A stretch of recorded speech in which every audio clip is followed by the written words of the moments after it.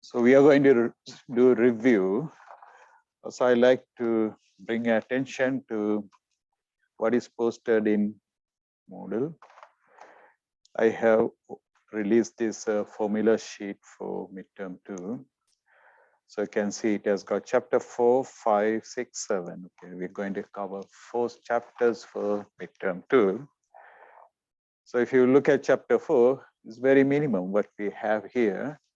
The formula is the Newton's second law. Newton's second law here, nothing but that.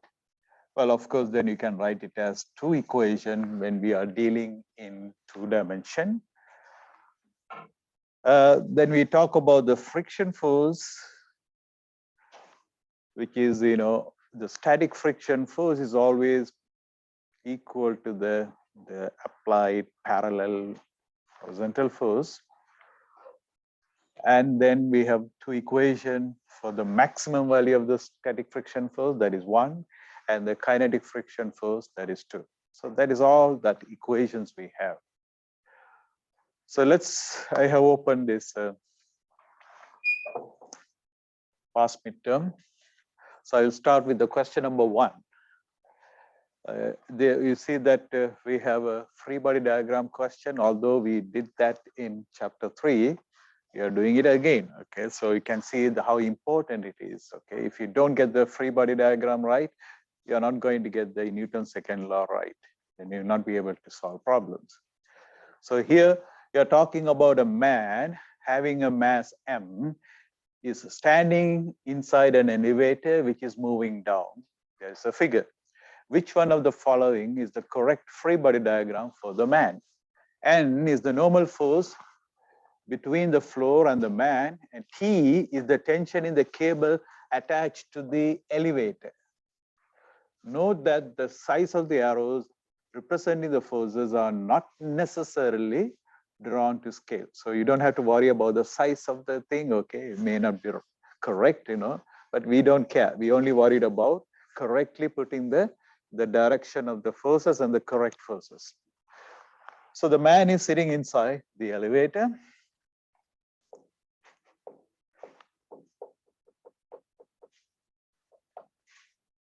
So the cable is attached to the elevator, not to the man.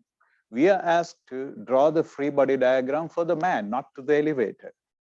So that itself should tell you that tension in the cable will not be one of the forces acting on the man. So if I put the man represented by a dot, that's what we do, okay? Then we have to show all the forces acting on the man. The way to do that, to see what he is interacting with. He has a mass, so he cannot escape the earth, okay? So there'll be a gravitational force. So we first start with the earth. He's interacting with the earth. So usually take the green for the, okay, so let me show the gravitational force interaction with the earth. What else is he interacting with? He is in contact with the elevator floor, right? So there is a contact forces. Okay, so contact forces are normal perpendicular one and the parallel one if there is a parallel force. That's the friction force. Parallel force will come into effect only if there is any motion or tendency for motion. So the slipping is horizontal, right, between the floor and the foot of the man, feet of the man. So he is just standing there. The floor may be rough, but there will be no friction force. I hope you understand why there is no friction force. Not because the floor is smooth, but there is no motion, no slipping between the contact surfaces. So we have only the normal force. So it's a very simple question. The man is not interacting with anything else. The cable is not on the man, it's on the elevator. So we want to draw the free body diagram only for the man. That's the question. So the answer is, let me look at the choices. A is not, because wrongly Okay, the tension is put in there. B is not, because tension is there, as well as the direction of the normal is wrong. C is not, D is not, because normal force is not there. And the last one, okay, right. That's easy. But you should understand, okay, how much importance I put for the free body diagram. If you don't get the free body diagram correct, you're not going to solve question correctly, Newton's second law questions. Question number 2. An object is moving with constant velocity. Which of the following statements cannot be true? If something is moving with a constant velocity, what can you say about its acceleration?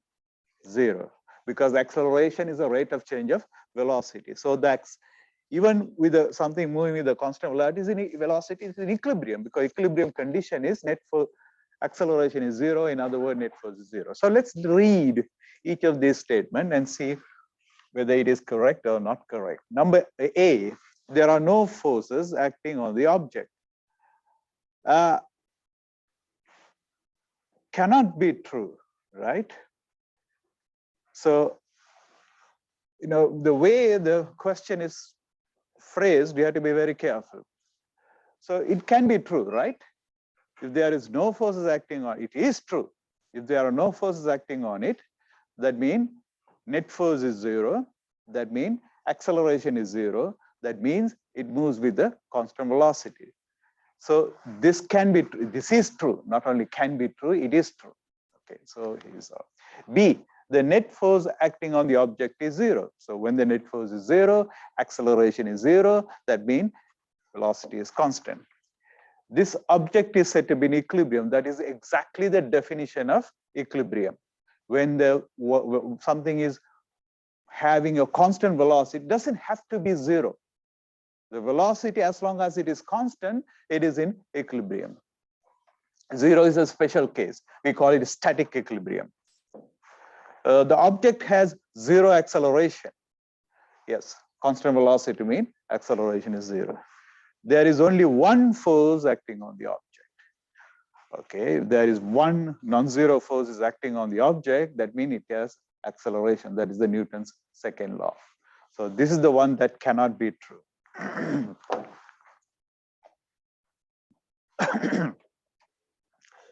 Number 3.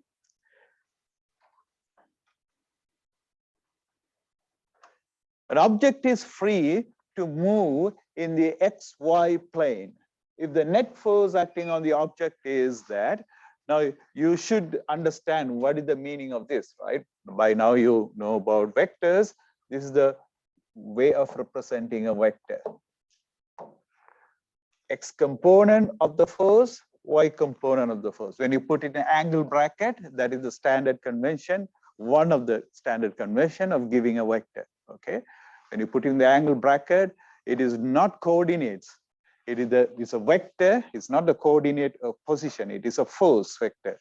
It's the X component and the Y component. So it has an X component of 45 Newton and Y component of minus 30. So you know what it means, right? X component is in the positive, along the positive X-axis, and the Y component is along the negative Y-axis. And the mass of the object is given. So it's a very straightforward question, the plug and chug kind of question. We have the equation, but it's a vector equation, okay? So that's the catch here. So anyway, net force, there is only one force anyway. This is the only one force, so I can write 45. We will do both sides at once, okay, as a vector algebra. This is the net force. We have only one force. Mass is 15. That's a scalar. And acceleration, it will have both X and Y components. Now we can bring the mass to the left-hand side.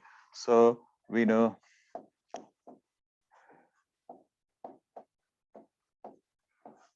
you divide both sides by 15. 15 get cancelled on the right-hand side. You get this. Now, when you have a scalar working on a vector, we have to do the operation on each of the components. So it will be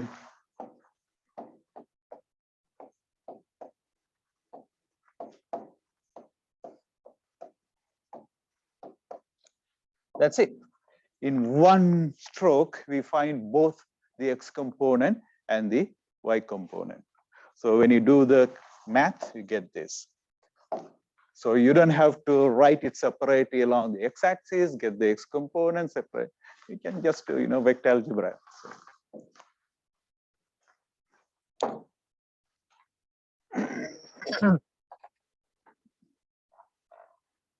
Question number 4. The box is pushed with a force of magnitude F on a smooth horizontal table as shown in the figure. Which of the following statement is true? This is about Newton's third law. Okay, so the finger and the box, these are the two objects, finger and the box. Finger is putting a force on the box. So Newton's third law, the box will put a force on the finger. These two forces are acting on two different objects, one on the box, one on the finger. And they should be equal in magnitude, but opposite in direction. So if you get that correct in your mind, then you can read the statement and see which one is correct. Since this being correct, let me start with the last one. Newton's third law does not apply here as the box is moving. It is very incorrect, right? We don't say when the Newton's third law stays, it doesn't talk about whether the object is moving or not moving. It always holds. So he is out. According to Newton's third law, the box should not move. See, this is the one we are talking about, because we think wrongly. If the forces are equal in magnitude and opposite in direction, you can say the sum of the force is 0. So what? Then we say if the sum of the force is 0, acceleration should be 0. So that means we got it all wrong if we think like that. So here, what we should understand, the two forces are not acting on the same object. Then we can say the net force on that object is 0. But that's not what is happening. Okay, so this is a wrong statement. Okay, because according to the third law, the box should not move. Why should it move? There is only one force acting on the box, it's horizontally. The force of the finger on the box. The other force is not acting on the box, but on the finger. So we can't say that. Okay, so C. According to Newton's third law, the box exerts a force of the same magnitude F on Earth, because we are talking about the finger pushing the box. So according to Newton, the box exerts a force of the same magnitude F on the Earth? No, the box is on the finger, right? Because we are talking about the two objects. Of course, the box and the Earth has their own interaction pair, but that's a different thing. We are talking about the finger pushing the box. So the box will push the finger in the opposite direction. B, according to Newton's third law, box exert a force of the same magnitude F on the table. Now, again, we are talking about the finger and the box. Of course, there will be interaction pair between the box and the table, but that's not, we are talking about what is the interaction pair for the finger force on the box. That will be box on the finger. So according to Newton's third law, box push back on the hand with the force of the same magnitude, but in the opposite direction.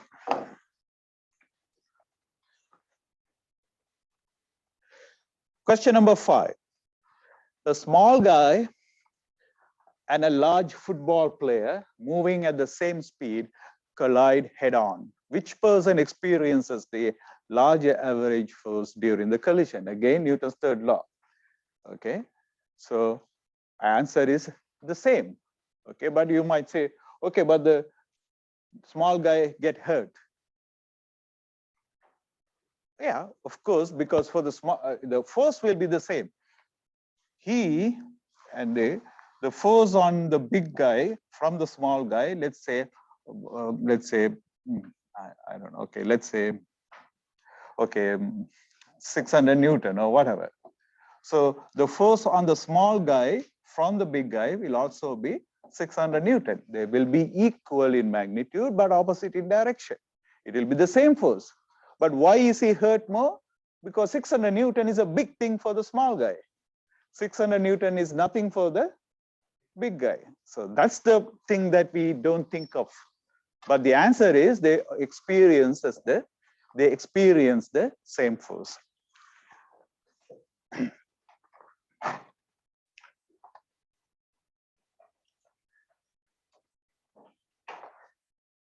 Figure shows two blocks of masses M1 and M2. The horizontal surface allows for frictionless motion. There is no friction between the M1 and the horizontal table. The string tied to the two blocks is massless and passes over massless pulley that rotates without friction. So that's a picture. We have described the picture. The picture is there. You get the whole question at once. If the system moves with an acceleration of 7.35, so the acceleration of the system is given. So this guy will be moving. This is not force. Okay, I'm showing the acceleration. And that means this guy will also go down with the same acceleration, not the same acceleration of the same magnitude, but a different direction. So we cannot really say same acceleration because only the magnitudes are equal. Direction is not equal. Of course, they are moving together, so the acceleration magnitude must be the same. Mass of M2 is given. This is given, but this is not given. Question is find M1. Okay, question is find M1. Okay, now we have a bit of a challenging, not actually very challenging question, because it's a connected two-body problem, not just one object. So we need to apply the Newton's second law for M1 and see whether I can find M1, because the question is to find M1. Naturally, we'll go to M1 and apply the Newton's second law. So M1, it has got a tension to the right, okay? And then it has a mass. It cannot escape the gravity. Free body diagram is the first step. M1G, careful to put the subscript because we have got two masses, and if you forget about the two different things and you put mg for this and you put mg for this, then you will get everything wrong. Okay, so right, what else? It is interacting with the table, so there will be two forces in general, normal perpendicular surface force and parallel surface force. Perpendicular surface force, you can just without thinking put it, usually I take red for that. And the parallel surface force is absent because the question says frictionless between the, so we have only three forces. Can I now apply Newton's second law for block M1? I'm applying for M1, not for M2, not for M1, M2 together. We cannot do that because they are moving in two different directions. Okay, they have two different acceleration, only the magnitude same. So let me apply Newton's second law for M1 in the X direction. So let me, this is my X direction, this is my Y direction. The force, there are three forces. So we take the first one, say tension. It is entirely in the X direction, no problem, just plus T. What about the other two forces? It is entirely in the Y direction. Will it have any contribution? No. If you want, you can, to be complete, I can say 0 plus 0, 0 from the N and 0 from M1G equals M1 on the right-hand side and the acceleration. We know acceleration. Do we know the tension? No. So the question is to find M1, but this equation has got two unknowns. So that means I cannot solve. But anyway, let me write it down. And calling it equation number 1. Okay, because we are going to need this. We don't give up, right? We still have help. We can apply the, what about the Y direction for M1? Will it help us? We will get an equation, of course, in the Y direction. It will be N minus M1G equal to 0. So here we will find N, but that's not our question. we cannot find n because m1 is not known, right? Yeah, that introduce one more unknown into the equation. So we will just forget about it. It's not going to help us. So let's go to the y direction. No, sorry, let's go to M2. The free body diagram for M2, let me put it down here. So we have the tension.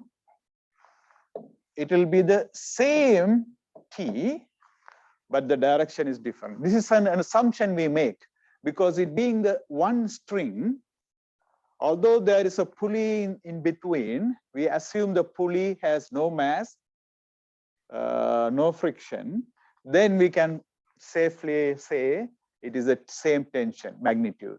So on the block M2, the tension will be up. What are other forces we have? The gravity, M2G. Is there any contact forces, surface forces? It's not touching anything. There are no surface forces, okay? The block M2 is not touching anything. There be no surface forces, only these two forces. So I can do very quickly, this is easy. We only worried about the y direction, so we get the equation T minus M2G. This is from Newton's second law, okay, M2A. Is that correct?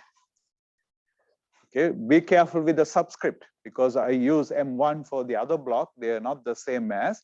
So T minus M2G is equal to M2A. Right. M2 we know. A we know. G we know. In this equation, we have only one unknown, which is the tension.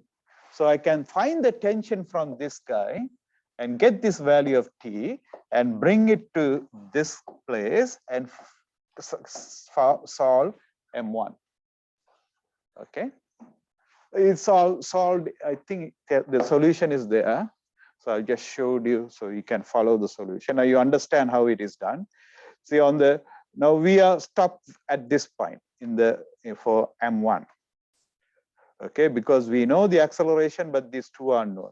Then you go to the M2. Okay, this is for M1. Yeah, there's a bit details are lacking. I should have put this is for M2 in the y direction. This is for M1 in the x direction, where you don't have to be the same x and y because we are doing it separately. This is the Newton's second law applied for M2 in its y direction. So here we find T from M2 and we bring it to this equation for M1 here, and finally we get the answer. Okay. Right. If you understand, you follow what is this, you may be following, but it is not the same as you doing it yourself. Because this is something new to you, and in the exam situation, you cannot spend too much time. Each question you should, say, let's say we have 20 questions. That's what we do usually, like midterm 1. So 20 questions, 60 minutes mean one question, 3 minutes. Some questions can be solved like the statement question. Either you know it or you don't know it. Okay, but sometimes you think about it and you get the answer. But let's say 3 minutes per question. Then the time is an important factor. That is why you need to practice doing many questions. When you practice doing many questions, you will spend less time in an exam situation. Okay, you will not be stressed. So that's why it is important to do the homework on your own, not copy the answer from someone. That will, at the end, you will be the loser. Of course, you can get the help of anybody. You can come to me and ask me how to do a homework question. I will help you, no problem. But provided that you attempted it before, did your best to do it, and then come to me and you tell me, I tried it this way. I will ask you to confirm that you really tried it. Okay, then I can help you.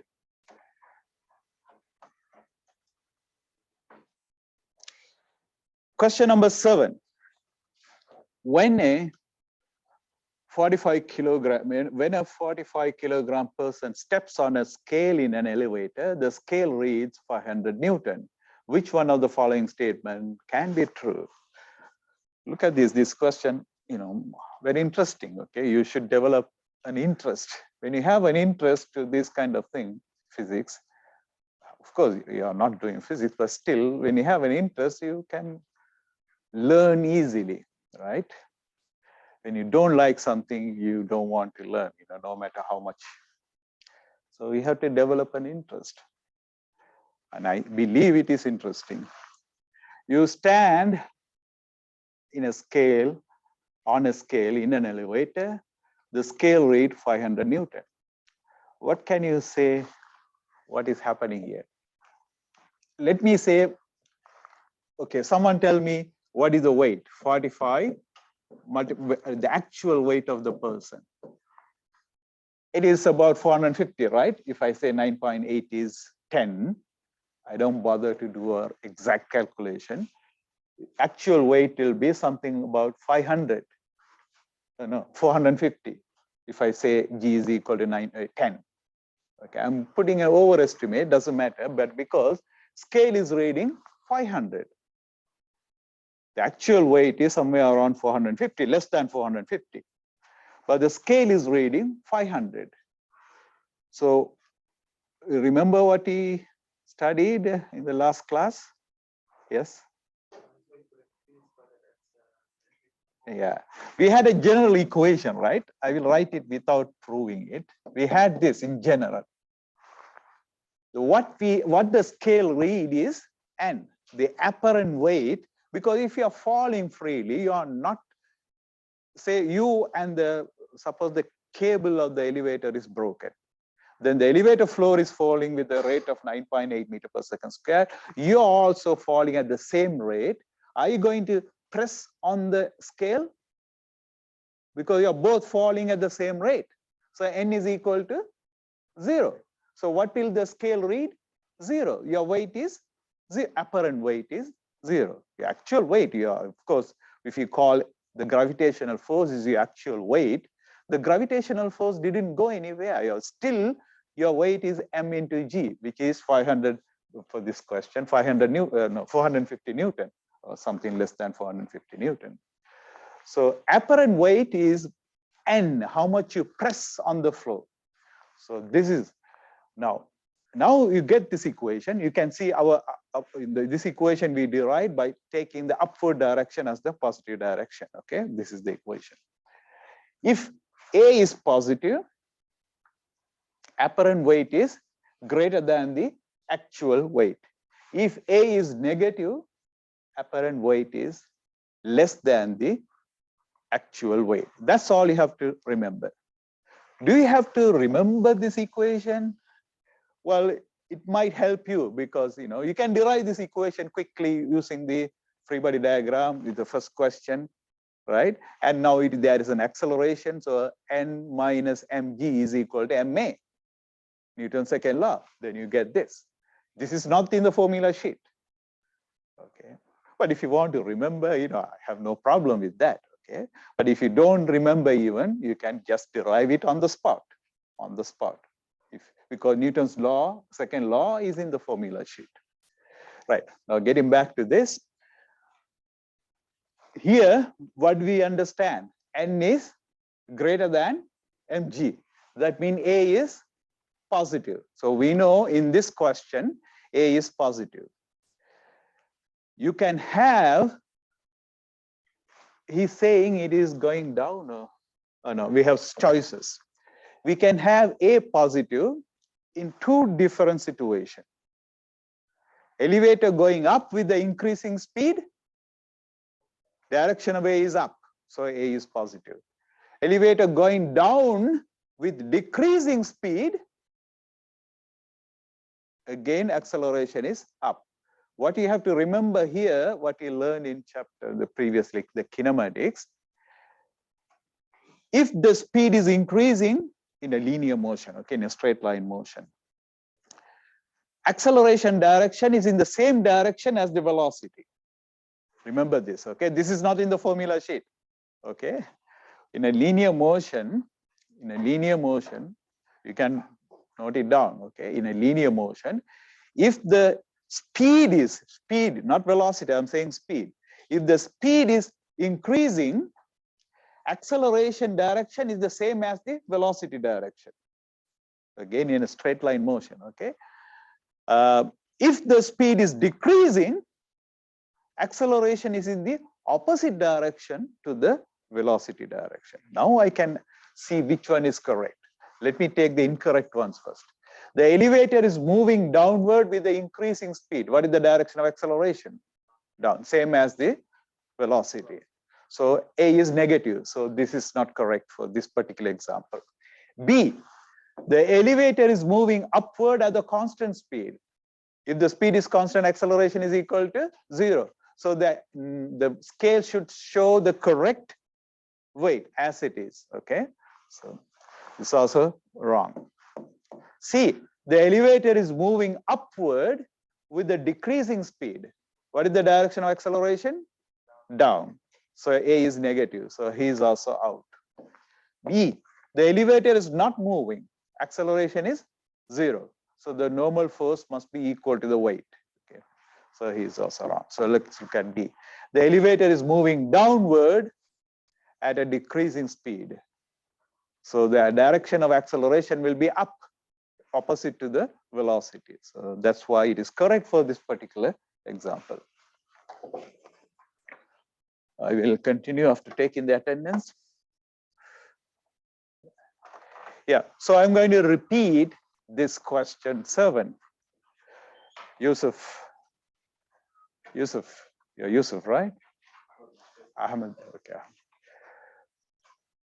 I'm observing you are coming late every time. This is not acceptable. Yeah, then you have to start for half an hour earlier than what you usually do. You know that it is far away. You know it is going to take time. Yeah, you have to find a solution for that. I cannot put that into me. Okay, so anyway.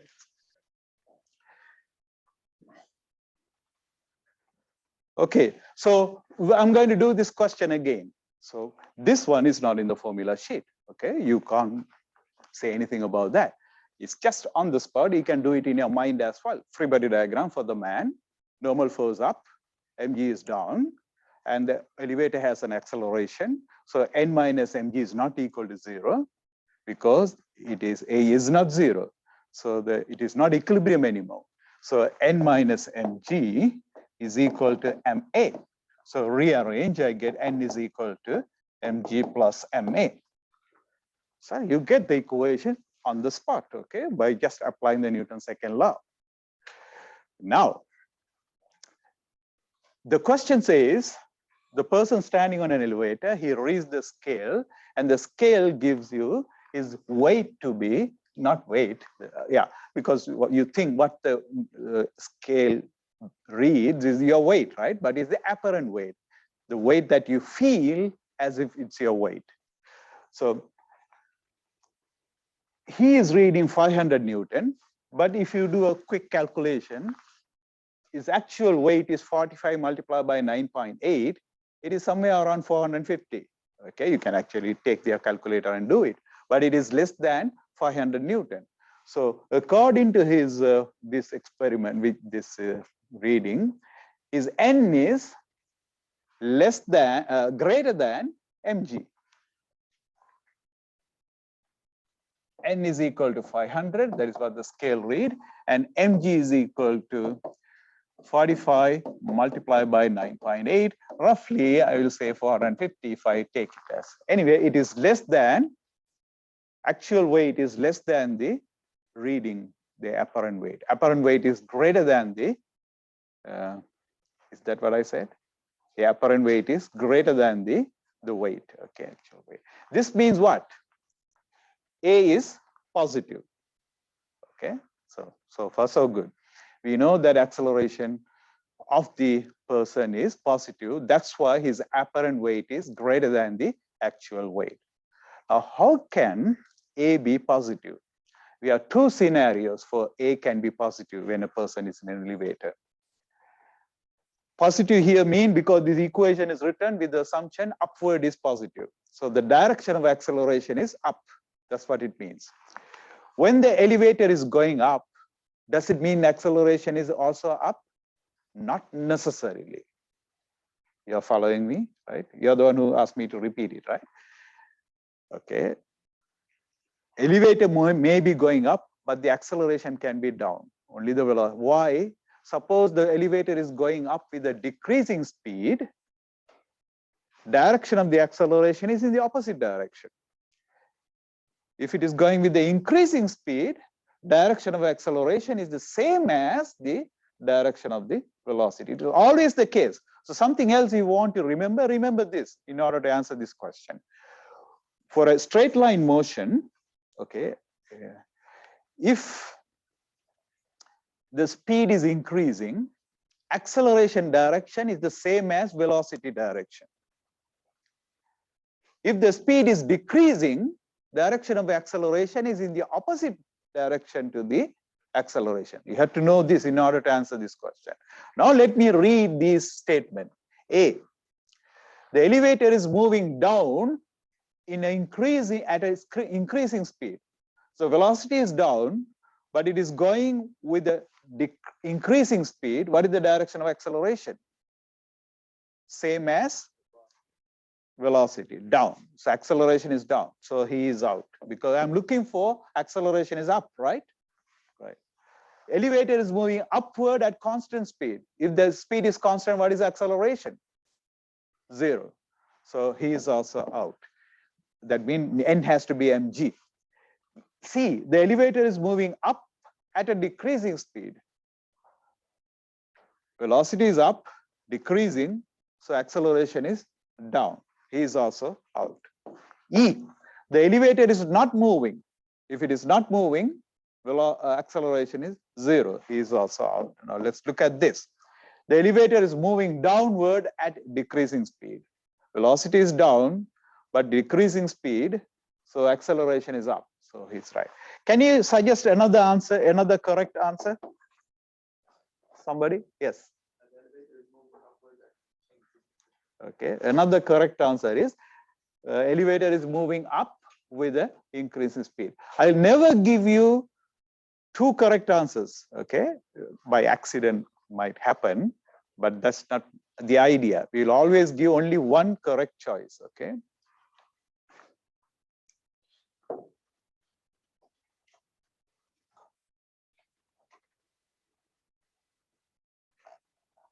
Okay, we'll do this, then we can stop.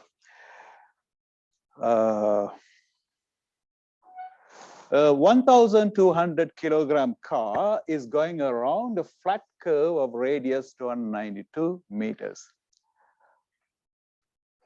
Did you do the circular motion? Yeah, we included, but I don't know why it is not in the formula sheet. I thought I didn't see it in the formula sheet. Did I?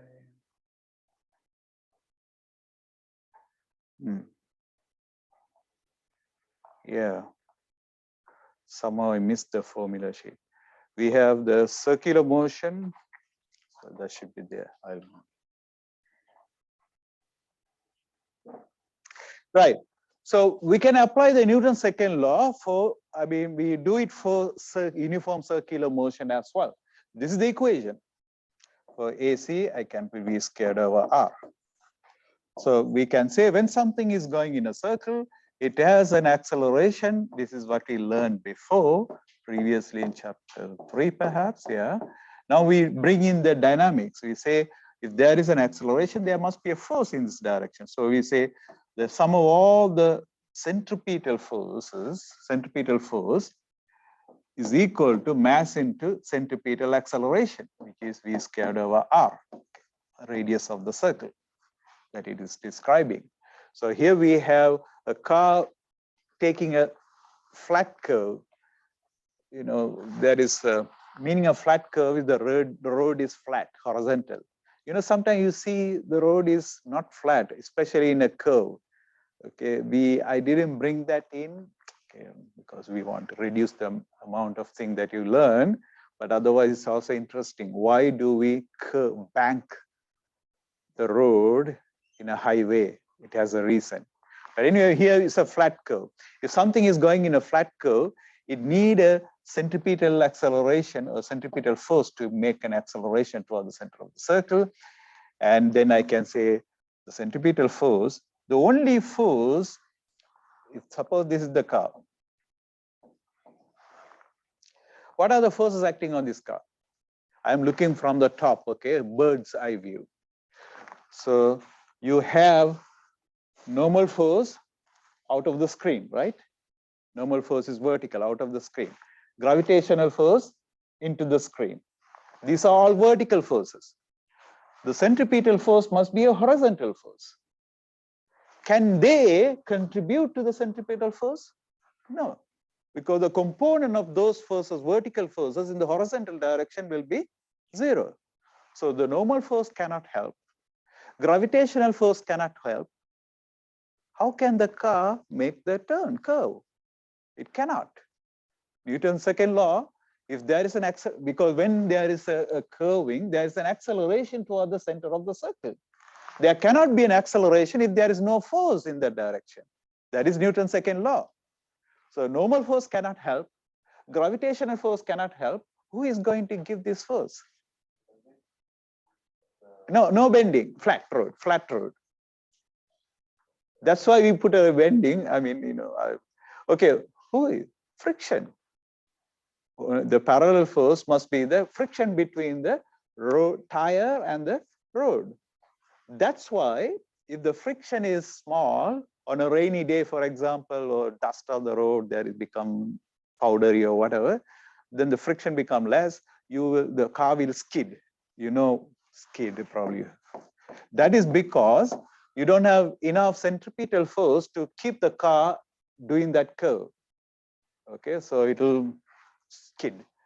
So now, anyway, getting back to this, the only force that can provide the centripetal acceleration is the friction force, static friction force, because tire always in contact with the road is at rest instantaneously. Mass is the mass of the car. If the speed is v squared over r, solve it and you can get what is the friction force. If this much of friction force is not there between the tire of the car and the road, it will skid.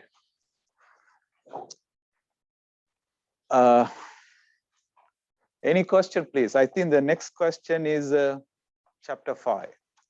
So we completed 8 questions on chapter 4 from last exam. If you have no other question, I will stop. Okay, thank you.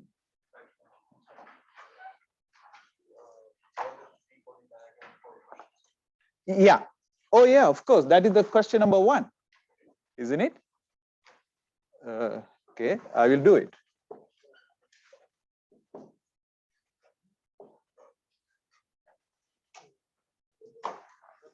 Escalator, the man, and the scale.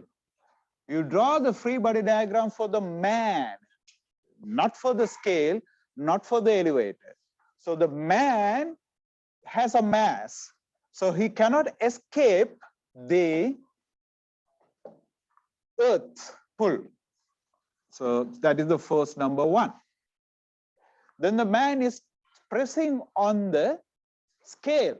So on return, the scale will push him up. So that is the normal force. Do we have anything else? No, there is no surface motion slipping or along. So that means friction is not there. So now you got the 2 forces.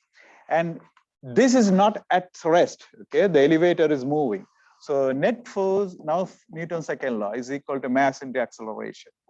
So in the y direction, n plus n minus mg is equal to m multiplied by acceleration. So this is how I get this equation. Happy? All right. Okay. Come.